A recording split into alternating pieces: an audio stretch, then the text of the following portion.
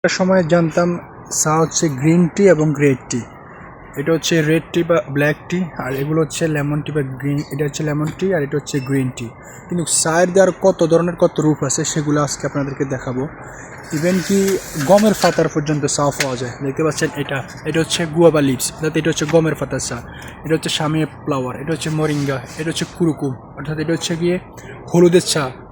এরপরে এটা হচ্ছে জাতার, এটা হচ্ছে মসুক ওরাক, অর্থাৎ এটা হচ্ছে ডালিম পাতার, এবং এটা হচ্ছে ডালিম। অর্থাৎ ডালিম পাতারও চা আছে এবং ডালিমেরও চা আছে।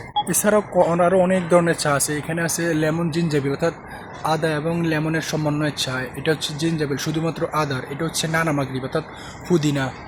এরপরে এখানে আরও অনেক আছে, কেরকাডে। আর এখানে আরেকটা আছে সামার, অর্থাৎ অনেক ধরনের চা পাওয়া যায়। এটা হচ্ছে কামন অ্যান্ড লেমন।